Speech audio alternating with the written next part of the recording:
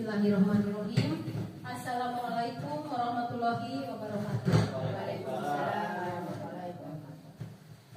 Puji syukur marilah kita panjatkan kehadirat Allah Subhanahu wa taala karena berkat rahmat dan hidayahnya pada hari ini kita bisa bertemu di tempat ini dalam keadaan sehat walafiat. Salawat serta salam marilah kita limpah curahkan kepada junjungan kita Habibana wa Nabiyana Muhammad sallallahu alaihi wasallam, kepada para sahabatnya, kepada tabi'atnya, kepada keluarganya, dan sampai kepada kita umatnya hingga akhir zaman. Amin ya Allah ya Rabbal Alamin. Yang saya hormati Bapak beserta Ibu yang hadir di tempat ini, yang juga sangat saya banggakan dan sangat saya sayangi. Pada hari ini adalah salah satu rangkaian kegiatan saya dalam pelatihan calon guru penggerak angkatan 10, yaitu pada modul 1.4 tentang budaya positif. Saya akan mendiseminasikan modul 1.4 ini 1 jam ke depan. Siap Bapak Ibu? Siap. Ya, terima kasih Bapak Ibu ya atas atensinya dan waktunya pada hari ini bisa hadir di tempat ini. Silakan lanjut. Ya. Pada modul 1.4 akan dijelaskan tentang topiknya itu perubahan paradigma belajar, kemudian disiplin positif, lalu nilai-nilai kebajikan, kebutuhan dasar manusia, motivasi perilaku manusia, posisi kontrol guru dan keyakinan kelas, lalu terakhir yaitu segitiga restitusi. Nanti kita akan bahas satu-satunya Bapak Ibu ya. Lanjut.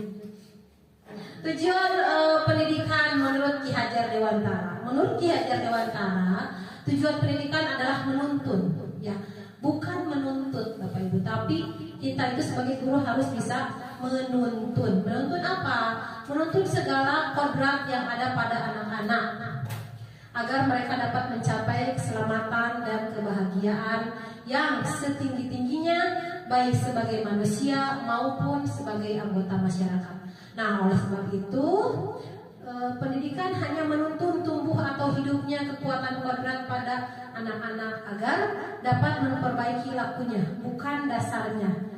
Hidup dan tumbuhnya kekuatan kodrat anak. Jadi guru itu menurut Ki Hajar Dewantara seperti petani katanya ya.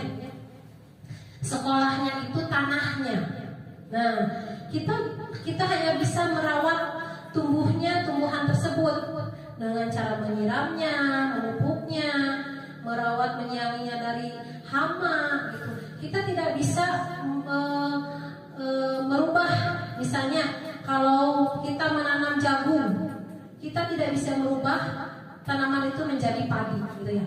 Kita hanya bisa merawat. Nah, tanaman itu dibiarkan siswanya Bapak Ibu ya. Lanjut. Nah, pembelajaran dengan paradigma baru. Kemarin sudah kita pelajari sama-sama ya tentang profil pelajar Pancasila yang 6 itu ya, yang 6. Pembelajaran dengan paradigma baru merupakan pembelajaran yang dirancang berdasarkan prinsip pembelajaran berdiferensiasi. Apa artinya berdiferensiasi Bapak Ibu?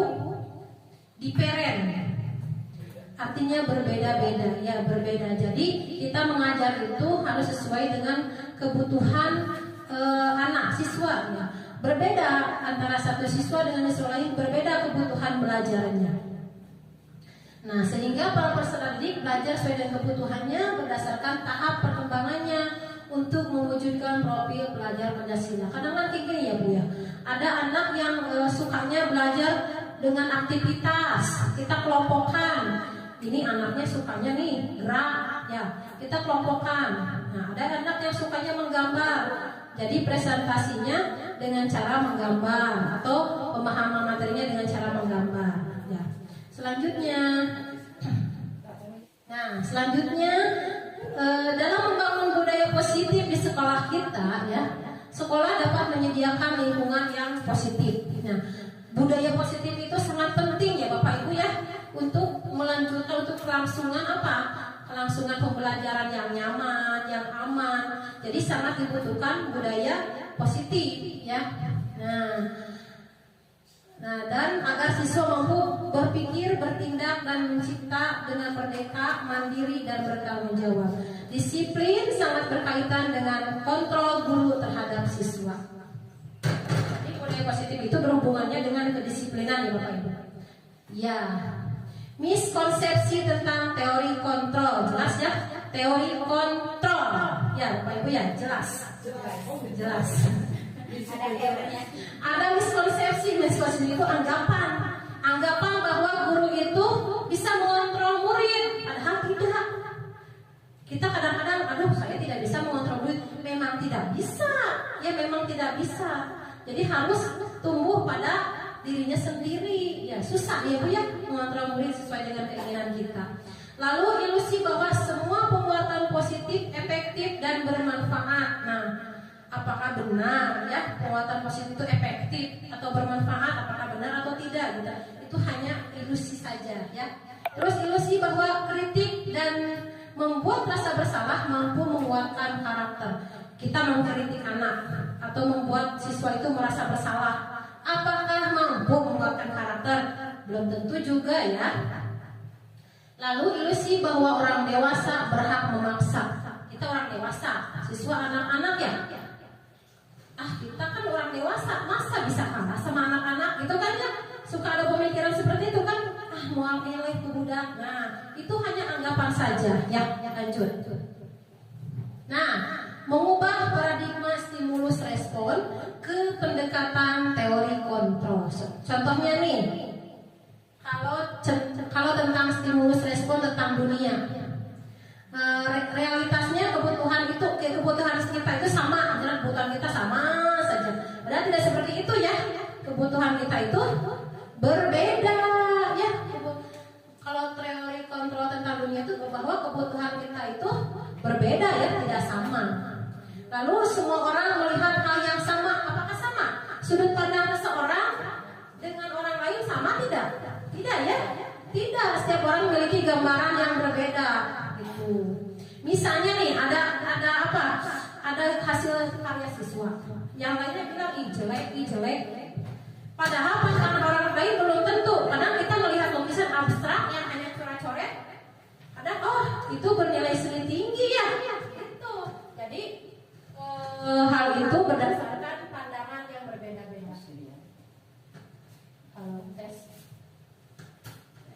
Halo, tes ya. Lanjut. Kita mencoba mengubah orang agar berpandangan sama dengan kita.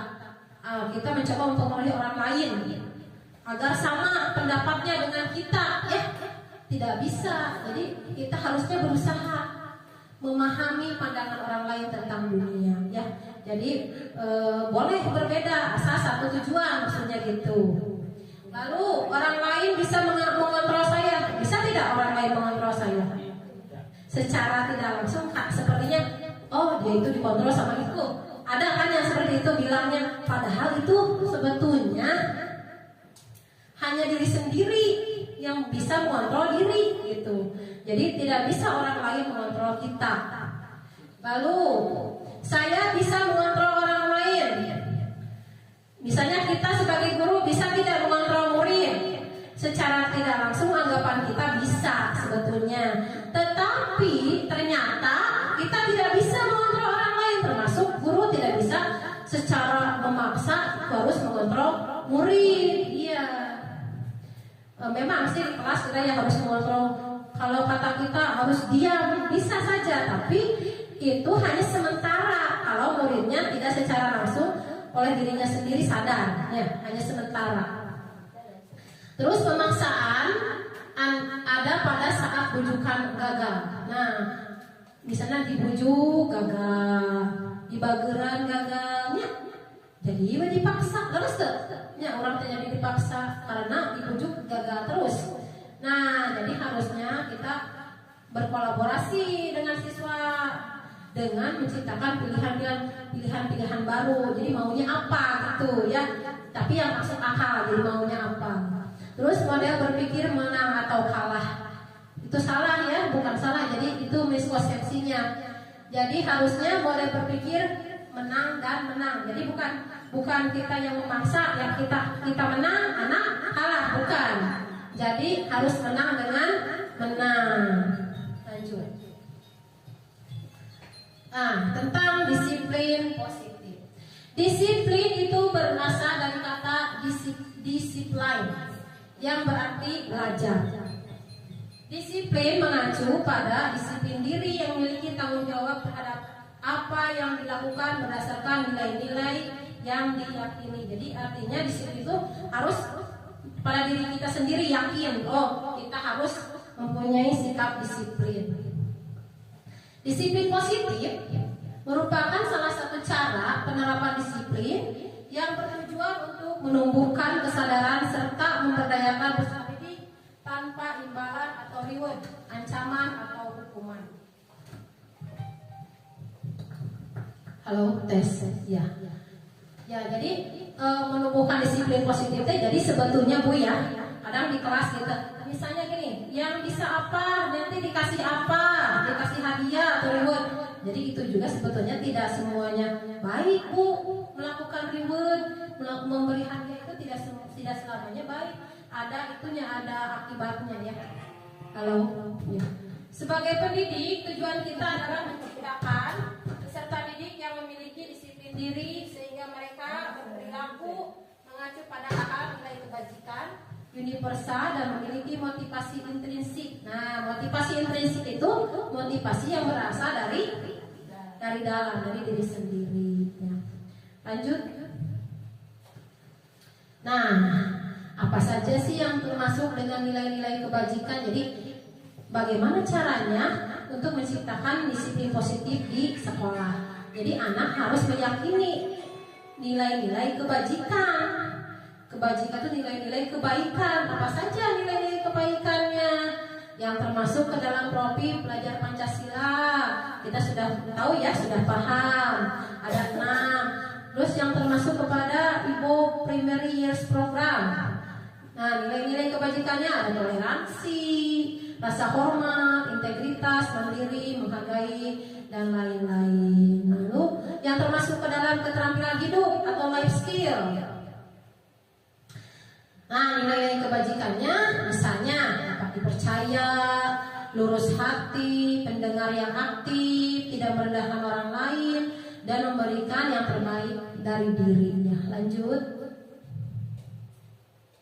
Nah, ke materi kebutuhan dasar manusia. Kita melakukan segala sesuatu pasti berdasarkan kebutuhan ya Bu ya. Nah, walaupun misalnya gini, anak ada yang suka terlambat, anak suka marah-marah di kelas, atau ada anak yang menangis, atau anak yang malas belajar, pasti itu ada kebutuhan dasarnya yang tidak terpenuhi Bu. Ada kebutuhan dasar yang tidak terpenuhi. Nah, ini kebutuhan dasar manusia itu adalah segala sesuatu yang kita lakukan untuk mendapatkan apa yang kita inginkan. Seluruh tindakan yang kita lakukan memiliki tujuan tertentu. Yang seperti tadi ya, kita pasti melakukan tindakan itu punya tujuannya. Walaupun siswa nakal di kelas, pasti ada maksud dan tujuan kenapa dia nakal ya. Lanjut. Nah, ini ada 5 kebutuhan dasar manusia. Yang pertama itu yang paling utama biasanya yang di awal itu tentang bertahan hidup. Contohnya dengan cara apa kita memenuhinya? Dengan cara makan, berpakaian, yang kalau kebutuhannya kebutuhan primer ya, bertahan hidup itu. Nah, tempat tinggalnya, keamanannya, dan kesehatannya. Lalu kedua, kebutuhan akan apa? Kasih sayang dan rasa diterima. Contohnya ingin dipedulikan oleh orang lain, terus ingin dilindungi, terus misalnya kerjasama dengan kelompok, diajak kerjasama, itu termasuk ke dalam kebutuhan kasih sayang dan rasa diterima. Lalu kebutuhan terhadap penguasaan. Nah, kalau kebutuhan terhadap penguasaan biasanya berhubungan dengan kemampuan kita dalam, misalnya kalau anak di sekolah ingin berprestasi, ingin bisa apa, pelajaran apa gitu ya. Terus dianggap bisa memimpin, bisa diakui dan bisa didengar. Lalu kebutuhan tentang kebebasan. Apa saja kebutuhan tentang kebebasan? Memiliki sikap mandiri, memiliki pilihan, mencoba hal baru, mampu mengendalikan arah dirinya. Jadi kebebasan itu tidak bisa dikontrol oleh orang lain. Tidak bebas, misalnya ingin apa, ingin melakukan apa, pergi kemana, bebas, tidak ada yang melarang. Itu kebebasan. Lalu kesenangan berhubungan dengan misalnya anak, kesenangannya apa? Bermain, terus misalnya ingin tertawa, hiburan dengan teman, antusiasme gitu ya. Sama kita juga ya, kita butuh tidak hiburan? Butuh dong. Nah sekarang mau hiburan dulu, ice breaking dulu sebentar ya. Bapak Ibu, saya punya ice breaking nih. Ada cerita. Pak Restu mau ke Bandung.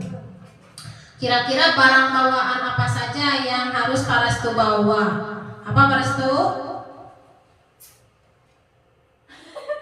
Ayam.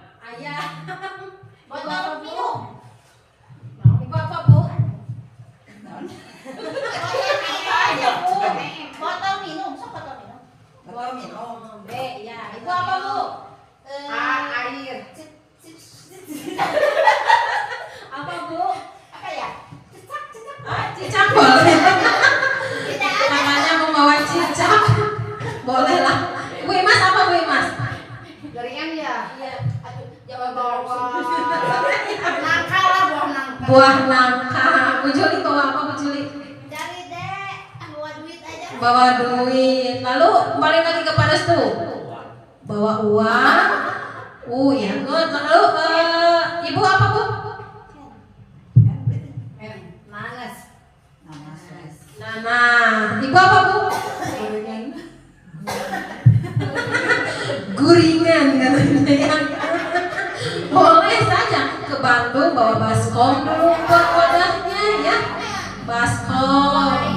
Lalu apa? Air. Lalu Bawa nasi. bawa nasi. Terus Bawa donat. bawa donat. Jadi barang bawaannya berasal dari huruf kata Bandung. Iya nih para linternya ibu-ibu jangan.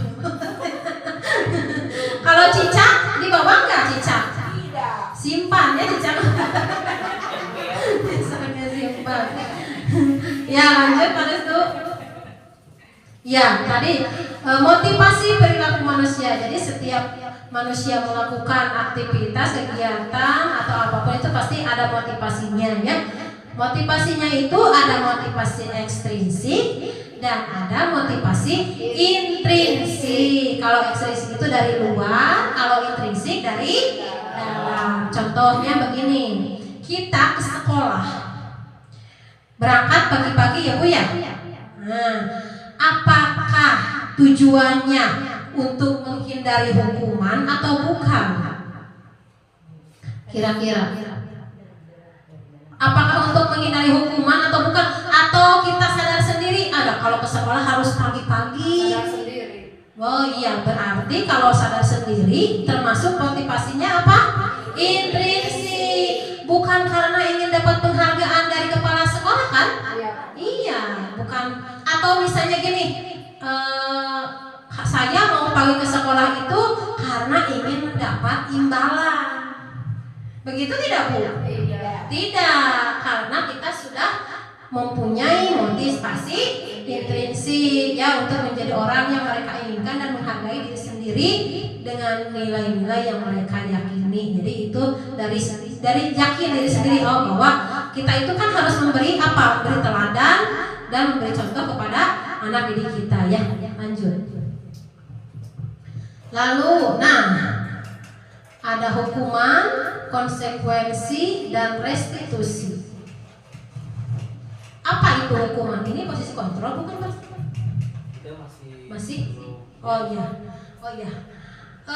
Hukuman. Kalau hukuman itu biasanya secara tiba-tiba. Apakah kita menghukum itu secara direncana, Bu? Tidak kan ya? Ada kejadian, otomatis hukum saja nih anak karena dia salah. Kan tiba-tiba kan, Ya. tidak direncanakan. Ini mau kira-kira dihukum apa sih ya anak ini ya? Tidak kan? Kadang-kadang biasanya hukuman itu secara tiba-tiba. Terus murid tidak tahu apa yang terjadi dan tidak dilibatkan. Terus bersifat satu arah lagi. Kita aja yang berpikir ya untuk melakukan tindakan. Terus biasanya hukuman itu berupa hukuman fisik atau psikis. Kalau fisik berarti misalnya mencubit, memukul, menendang, itu fisik ya. Atau misalnya lari di lapang 10 keliling. Nah, itu juga hukuman berbentuk fisik. Kalau psikis, contohnya gimana Bu? Hukuman psikis? Berkata dengan kasar. Iya, mengejek siswa. Kamu nakal, misalnya ya. Kamu tidak sopan, kamu kita berkata-kata kasar kepada siswa. Nah, itu hukumannya psikis, jadi ke hati siswa ya. Lalu konsekuensi.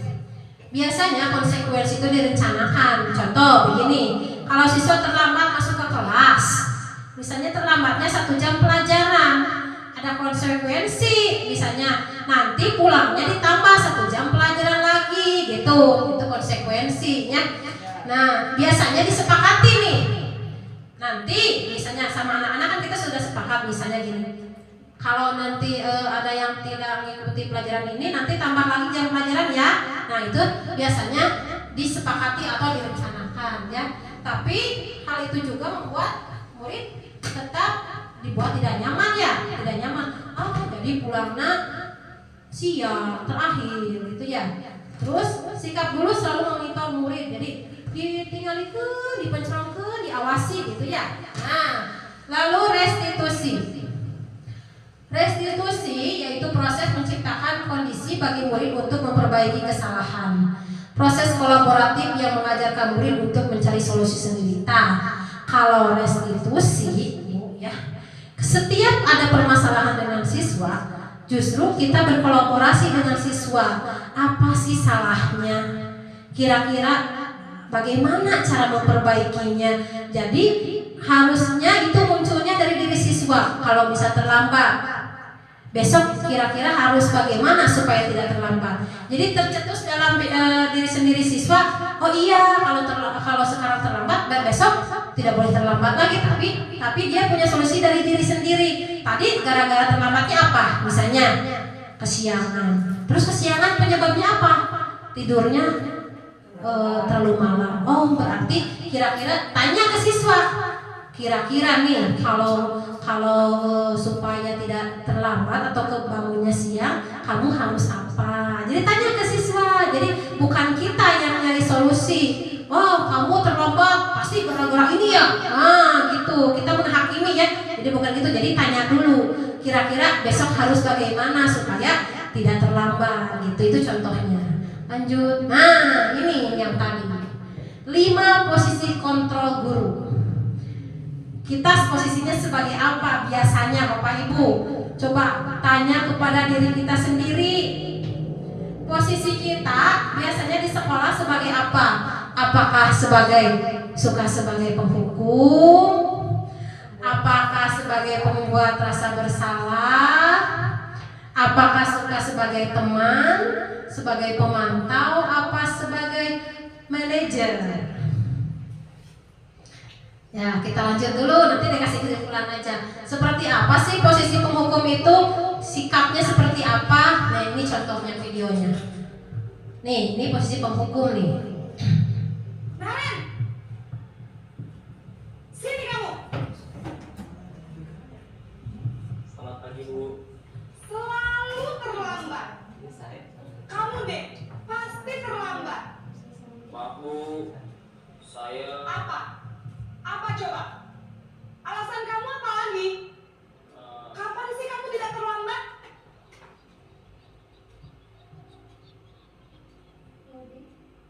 Malas sekali ya kamu jadi anak. saya Dasar pemalas. Gak kapok-kapok sih kamu. Sudah berapa kali terlambat? Sana, kamu keliling lapangan basket 2 kali. kenapa saya harus ke lapangan basket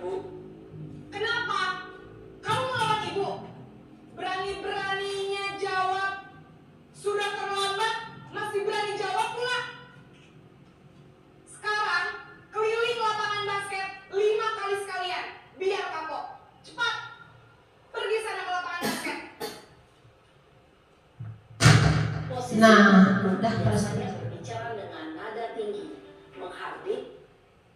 Nah, yang tadi baris tuh di stop itu. Nah, tadi itu adalah posisi guru sebagai penghukum. Biasanya ciri-cirinya seperti tadi, menghardik, ya, menunjuk-nunjuk. Nah, gini ya. Lalu membentak, menghukum verbal atau fisik. Nah, verbal tadi dari kata-katanya. Terus tadi disuruh apa? Berlari keliling lapangan, itu fisik ya. Apa dampaknya bagi siswa? Bukannya sadar, Bu, malah murid itu jadi dendam. Lalu tidak suka ke guru tersebut, ya, tidak suka lagi mata pelajarannya. Itu, ya, lanjut. Nah, kedua, pembuat merasa bersalah. Nih, contohnya seperti ini, ilustrasi kejadiannya.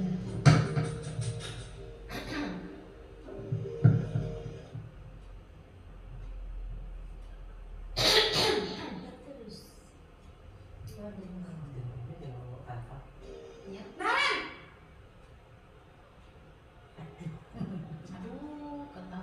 Selamat pagi, Bu. Naren, kamu kenapa terlambat lagi, nak? Ya Tuhan, Naren, kamu senang ya bikin ibu susah ya? Kalau kamu terlambat lagi, nanti ibu yang ditegur bapak kepala sekolah, nak. Disangka ibu tidak bisa membina kamu. Duh, gimana ini? Maaf, Bu. Duh, Gusti Naren, kamu suka.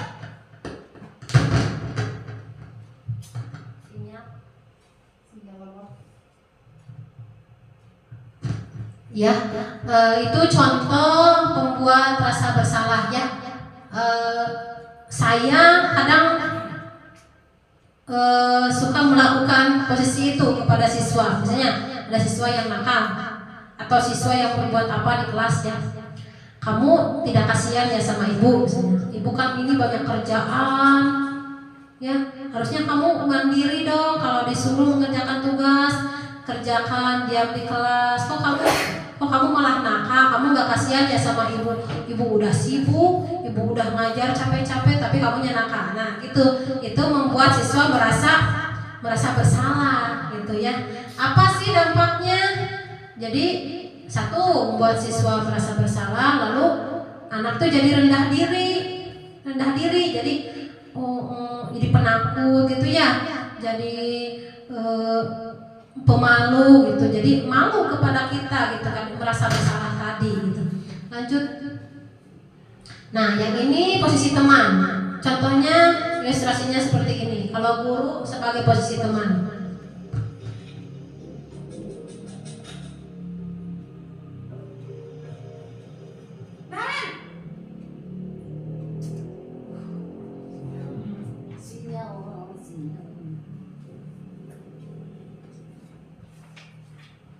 Tadi potongan pas dia potongan pas dia. Tengah bulan mah. Hah? Tengah bulan mah apa? Enggak potongan. Selamat pagi, Bu. Wah, sudah jam berapa ini? Nah, terlambat lagi ya sayang. Iya, Bu. Habis ibu saya lupa bangunkan saya, Bu. Kamu malah menyalahkan.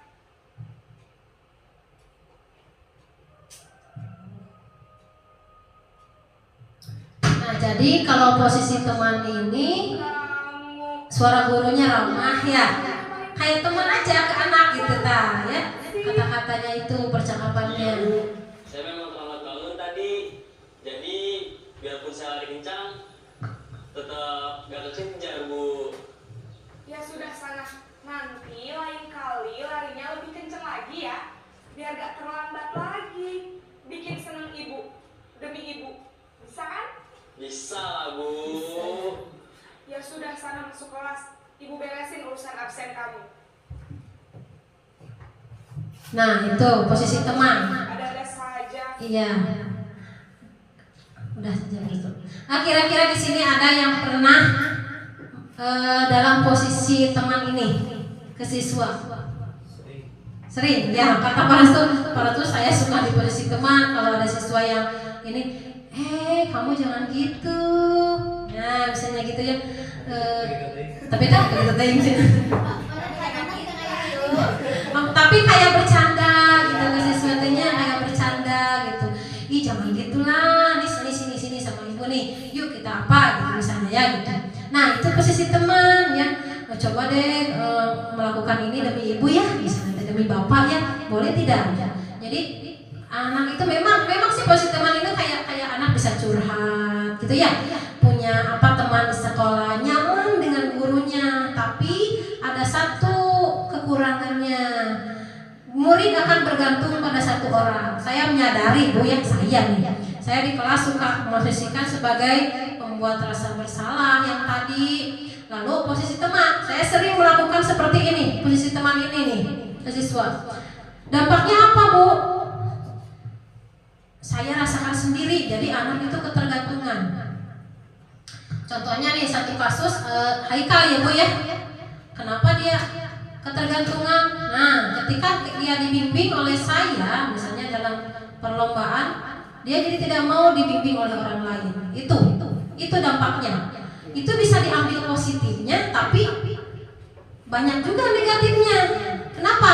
Jadi dia itu sangat tergantung kepada saya gitu. Tidak mau diarahkan atau dibimbing lagi oleh guru lain gitu. Itu kekurangannya. Tetapi kita memang suka ngambil positifnya aja. Asal anak tersebut mau aja gitu kan ya. Itu aja. Cuman memang jadi dia tidak mau oleh orang lain. Misalnya ada guru masuk yang lain, jadi gitu anak tersebut jadi gimana, jadi dia mempunyai kekhawatiran tersendiri, dia itu tidak ada teman lagi gitu. Nah, langsung murid tidak mandiri. Tapi memang ya Bu ya, ketika kita menyuruh murid lain yang bukan dari kelas kita, tidak langsung dikerjakan ya Bu ya. Misalnya saya guru kelas 4 menyuruh guru siswa kelas 6 untuk melakukan apa. Kadang dia hanya turut kepada gurunya sendiri ya. Mungkin itu. Jadi tidak mandiri atau jadi ketergantungan gitu ya. Lanjut terus dulu. Sekarang posisi pemantau.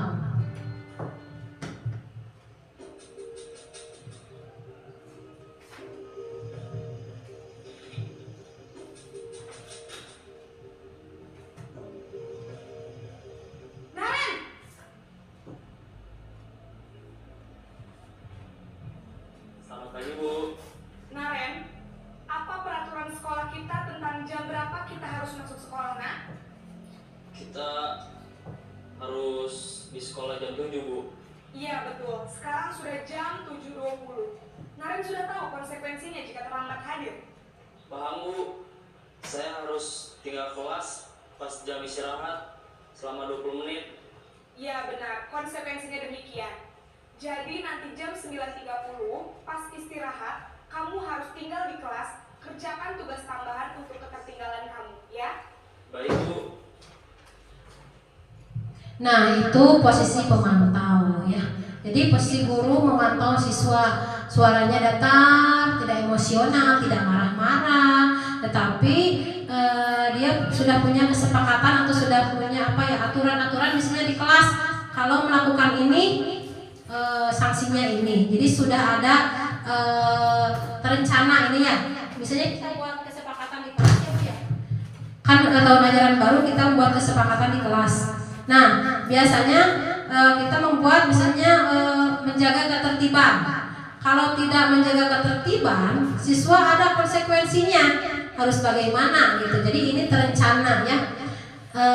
Murid akan menghitung konsekuensi dan hadiah tanpa memahami sepenuhnya nilai kebajikan yang dituju. Ini sudah bagus memantau. Jadi saya sudah tahu apa yang harus dia lakukan konsekuensi. Tetapi tidak sepenuhnya dari hati Bu. Itu hanya mematuhi aturan saja. Gitu. Lanjut. Nah sekarang posisi guru sebagai manajer. Apa Ibu? Ketika kita berada pada posisi manajer, nah tadi telah ditayangkan ilustrasinya ya. Jadi suara gurunya itu netral, tidak terlalu tinggi dan tidak terlalu ramah dan tidak juga emosional. Jadi ya tercipta identitas positif. Nah, guru dengan tulus mengajukan pertanyaan-pertanyaan bermakna agar membuka pemikiran murid. Lalu guru membimbing murid memecahkan masalahnya sendiri. Tadi dengan pertanyaan contohnya begini, apakah terlambat itu salah atau tidak gitu ya. Siswa menyadari, iya Bu itu suatu kesalahan gitu ya. Kamu tahu tidak kesepakatan kelas kita? Apakah kamu sudah melanggar kesepakatan? Iya, jadi siswa itu sadar. Lalu kira-kira apa sih yang harus kamu perbaiki? Jadi tanya ke murid. Nah, siswa sudah tahu apa sih yang harus dia perbaiki. Tetapi tantangannya untuk kita sebagai guru SD ya Bu ya, tidak akan sama ilustrasinya seperti ini. Ini kan contohnya guru SMA ya Bu ya. Nah, dia sudah punya pemikiran sendiri, sudah dewasa, sudah punya ide gitu ya. Apa sih yang harus aku perbaiki, harus aku lakukan untuk memperbaiki masalah ini. Tapi tantangannya kalau kita sebagai guru SD ya Bu ya, kita tanya khususnya nih kelas bawah ya Bu ya, guru kelas 1, kira-kira Bu, kalau siswa ditanya untuk memperbaiki masalah ini, kamu harusnya gimana gitu ya, akan terjadi kesulitan Bu. Ya beda ya, siswa itu kan kalau kelas bawah harus tetap dituntun oleh guru, ya harus dituntun tetap oleh guru, tidak bisa mencetuskan diri sendiri. Oh iya Bu, saya harus menyalakan alarm dulu, misalnya pagi-pagi gitu ya. Tidak langsung seperti itu kan? Iya. Jadi tantangannya untuk guru SD memang agak berat untuk apa? Untuk dalam posisi manajer. Tapi memang kita harusnya memang dalam posisi ini Bu, supaya apa? Siswa sadar sendiri apa kesalahan dia dan dia punya solusi sendiri. Jadi dia itu sadar oleh dirinya sendiri untuk memperbaiki. Oh iya, besok itu harus begini. Misalnya di kelas nih ada kasus pembulian misalnya. Dia sadar kalau misalnya ngebully orang lain itu akibatnya apa gitu ya. Lalu dia sadar sendiri, oh iya besok-besok saya tidak boleh begitu lagi, karena kalau posisi seperti itu saya juga akan sakit hati. Jadi sadar dalam dirinya sendiri ya. Jadi dampaknya apa? Murid mandiri dan dapat memecahkan masalahnya sendiri. Jadi kita sekarang berproses saja Bu ya, pelan-pelan kita mencapai posisi ini, posisi manajer ya. Tidak bisa langsung menerapkan secara otomatis ya. Kemarin saya sudah coba kepada siswa saya khususnya kelas 4, ada kasus-kasus memang tidak bisa secara langsung Bu. Jadi harus tetap ada tuntunan dari kita, solusinya apa kira-kira kalau terlambat. Kemarin saya wawancara 2 siswa, ada yang satu yang terlambat, satu yang bertengkar di kelas. Yang terlambat kira-kira solusinya apa? Dia kadang bingung, ya harus bagaimana gitu. Jadi harus tetap dituntun oleh kita gitu. Lanjut Restu. Nah, posisi kontrol apakah aku? Coba Ibu bisa mengutarakan kira-kira Ibu dari posisi 5 kontrol yang tadi, Ibu biasanya dalam posisi kontrol apa ya? Dimulai dari Ibu dulu sebagai guru kelas 1.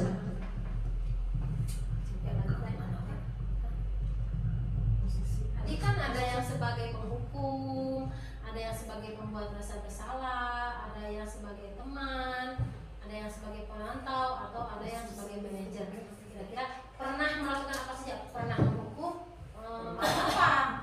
Kita sadar aja, pernah tidak sebagai penghukum? Atau pernah tidak sebagai posisi pemantau? Pernah tidak sebagai posisi pembuat rasa bersalah?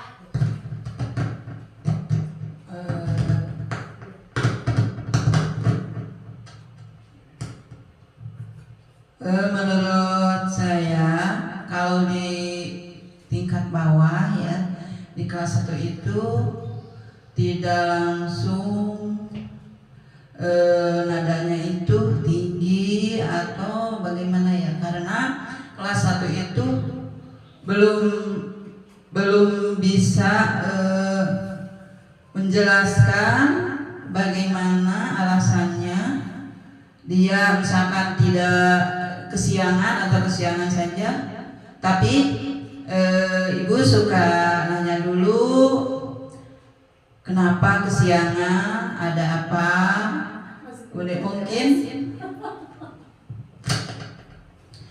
mungkin kamu ada masalah di rumah, misalkan tidak dibangunkan oleh ibu atau bagaimana. Tapi ada juga yang menjawab, kali anak, yaitu saya kesiangan bu, katanya begitu. Kenapa kesiangan? Ya karena ibu saya tidak membangunkan, katanya. Itu pernah, yaitu anak siswa perempuan, siswanya namanya Sansan. Dia dengan beralasan begitu. Tapi saya memahami ya, karena sering kedengaran, dekat tetangga. Tapi tidak langsung ditegur gimana Sansannya. Emang dianya anaknya begitulah. Tapi secara tidak langsung oleh ibu diberi nasihat agar dia tidak melakukan lagi kesiangannya itu, supaya dia lebih rajin bangun pagi-pagi. Segitu aja ya. Terima kasih Ibu. Mungkin Ibu sudah dalam posisi manajer ya, yang tadi cuma tahapan-tahapannya memang tidak dilakukan semua Ibu ya. Kan ada tahapan-tahapannya ya. Nah, mungkin hanya pada tahap awal saja gitu ya. Terima kasih Ibu. Bagaimana dengan Bapak? Bapak kira-kira merasa selama ini saya jadi guru itu dalam posisi apa? Apakah pernah sebagai penghukum? Apakah pernah sebagai pembuat rasa bersalah? Apakah pernah sebagai teman? Atau pernah sebagai pemantau? Atau pernah juga saya sebagai manajer? Bapak? Untuk saya sendiri, saya pernah mengalami semuanya, dari menghukum, terus membuat merasa bersalah bagi siswa, terus yang paling sering itu adalah ketika sebagai teman. Tapi itu sesuai dengan tadi yang Ibu paparkan. Jadi anak itu ketika kita terlalu dekat memang tidak baik ya, karena bahasa kitanya itu melunjak gitu. Jadi terlalu berani. Makanya untuk saat ini saya mencoba jadi sebagai pemantau tadi yang itu. Tapi itu juga kurang efektif, karena ketika kita misalnya nggak ada, nah kita kan tidak berlakunya itu. Jadi sekarang lagi coba sebagai manajer, tapi tetap karena apa ya, posisi teman itu udah melekat kayaknya ya. Jadi masih mencoba yang posisi kontrol yang sebagai manajer sih sekarang. Jadi memang bertahap ya prosesnya ketika sedikit, karena begini, karena sebagai teman atau sebagai pemantau juga setiap kita tidak ada tetap saja guru kelasnya nggak ada, jadi kembali lagi ke setelan awal ya. Ada lagi yang mau berpendapat Ibu? Bu Juli mungkin pernah jadi posisi apa kira-kira? Sok silahkan.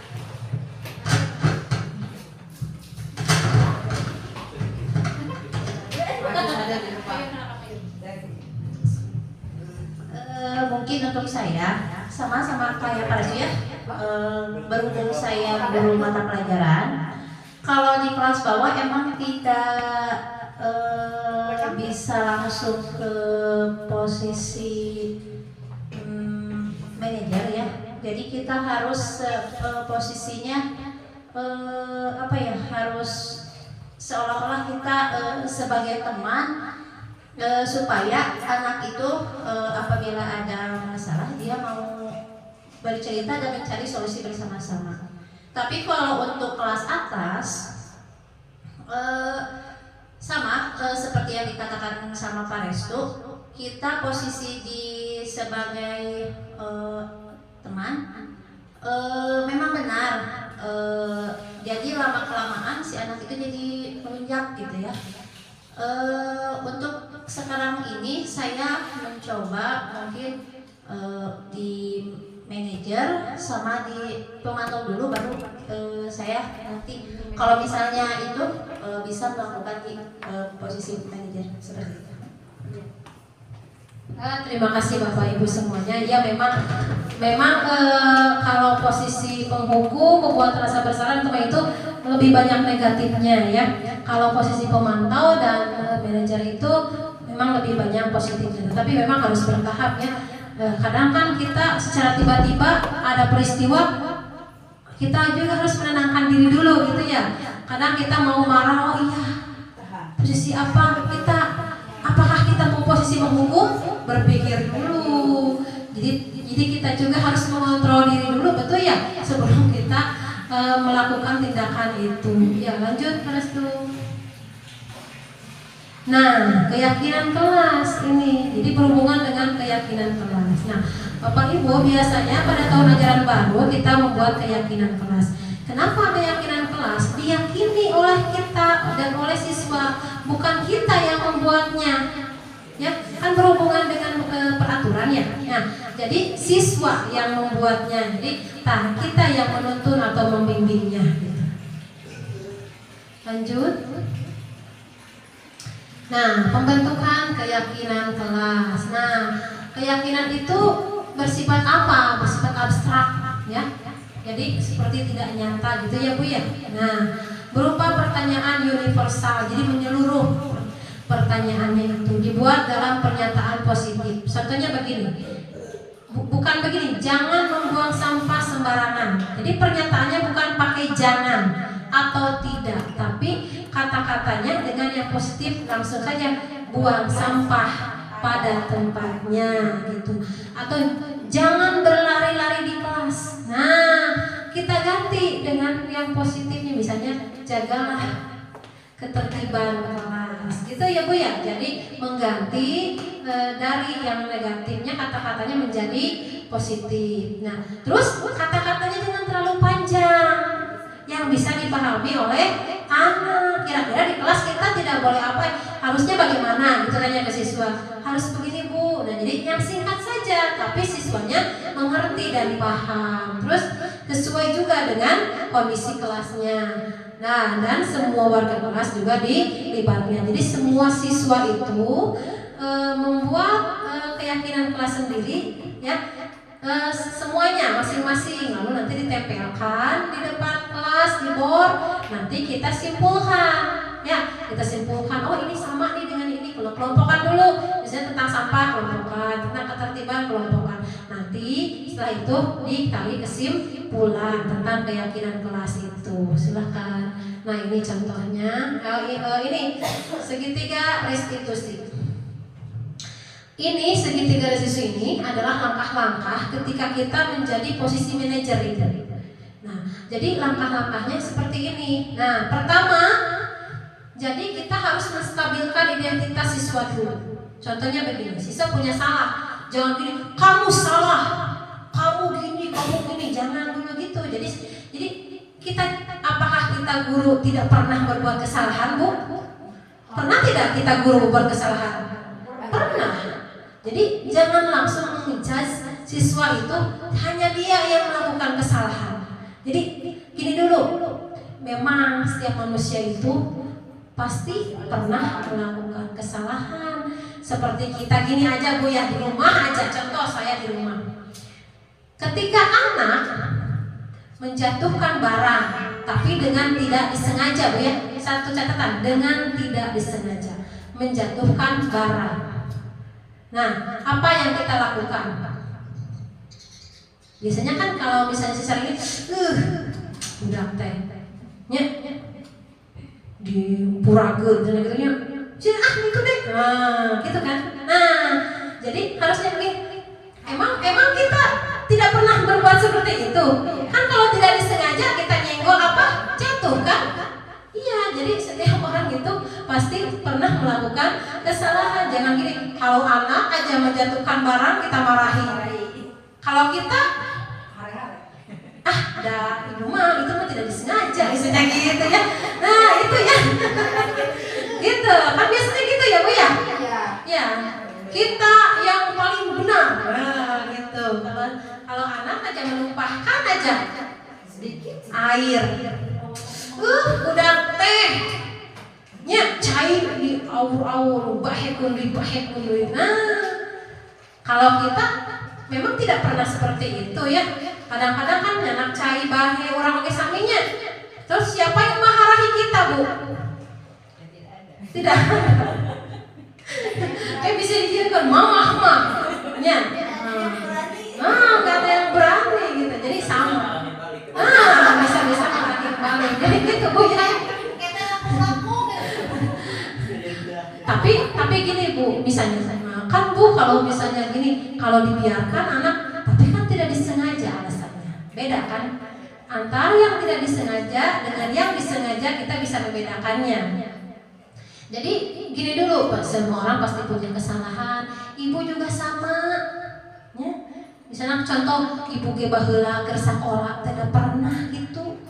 Pernah nilai awon, pernah ya Bu? Nya teh saya wae gitu. Jadi memang orang teh sok kita suka marah, merasa dalam diri, aduh kenapa anak kita ini nilainya jelek gitu ya. Nah, tapi bukan pembiaran Bu ya, bukan pembiaran. Tapi suatu cara untuk menstabilkan identitasnya saja gitu ya.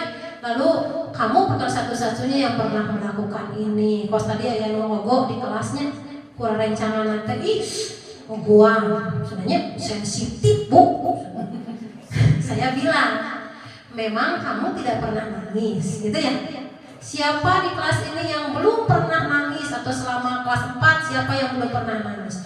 Tidak ada yang mengacungkan tangan, semuanya pernah menangis, semuanya pernah sensitif, pernah. Jadi itu, jadi tidak boleh berarti mengejek orang lain karena nangis. Jadi nangis itu manusiawi ya, nangis itu manusiawi. Biar saja menangis dulu ya. Nah, kalau kita tanya sedang menangis tadi juga ya ditanya, kowe kalah ngambek minta rosnya, sanes kalah kasadarnya. Nah gitu. Lanjut ke kedua langkahnya itu validasi kebutuhan. Jadi kebutuhannya seperti apa? Nah, dengan pertanyaan seperti ini Bu, alasannya apa kamu melakukan itu? Misalnya ambek nonyongnya, alasan pasti kamu punya alasan. Itunya Bu mengejek, misalnya gitu kan pasti ada alasannya. Jadi kita tidak bisa langsung menyalahkan anak tersebut ya.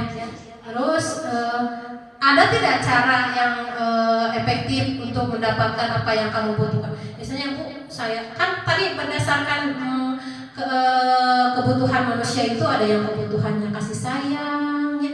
Mungkin saja siswa yang nakal di kelas Bu, dia itu kehilangan satu kebutuhan dasarnya itu kasih sayang. Mungkin dia di rumahnya kurang kasih sayang dari orang tua, makanya dia Iya, nakalnya di kelas ya, karena kebutuhannya dia tidak tersalurkan gitu.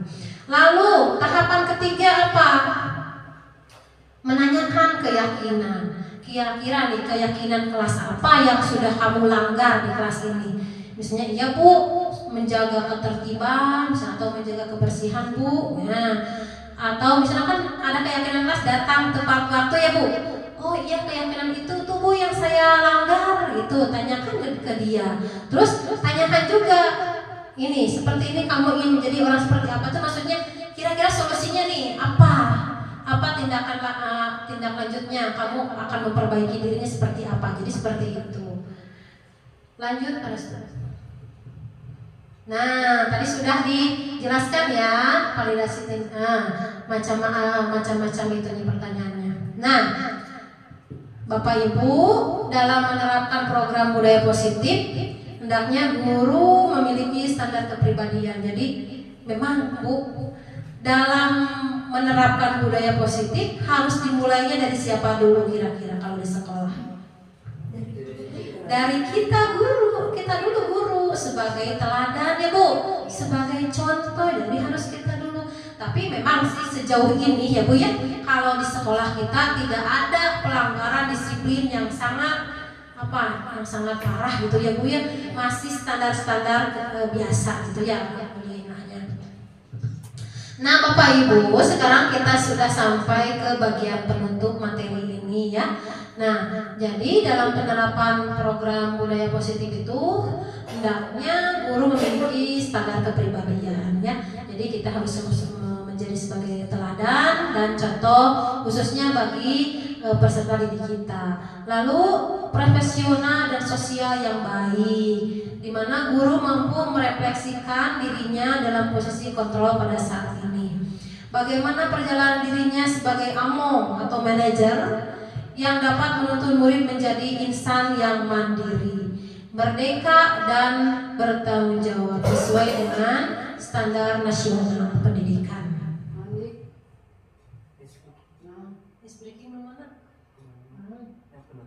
Oh iya, ini sebagai penutup ada ice breaking lagi ya. Ice breakingnya melanjutkan lagu ya Bu ya. Lanjut. Oh mau Bu. Lanjut lagu ya Bu ya. Lagu kebangsaan, satu orang satu kata tapi bergiliran gitu ya. Saya akan mengawalinya. Indonesia. Satu kata Mas. Satu kata Mas. Ya, satu kata. Konsentrasi. Sambung lagi. Tanah air Ku tidak lupakan apa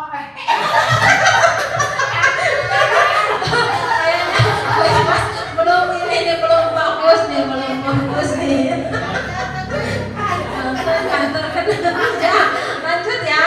Lagu ketiga dimulai dari dulu dari belakang ya. Satu nusa, satu bangsa, satu bahasa kita.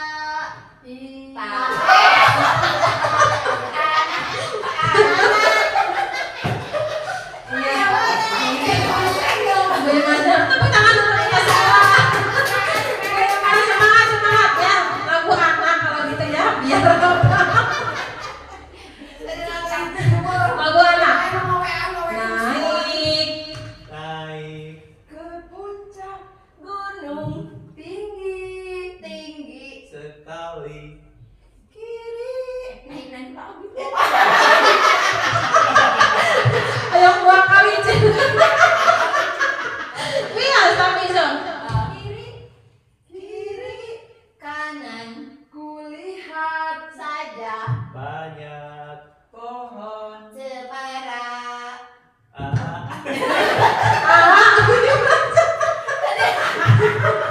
Tadi ada pohon nih cemara berbanyak ya. Oh, ini Mas bagian.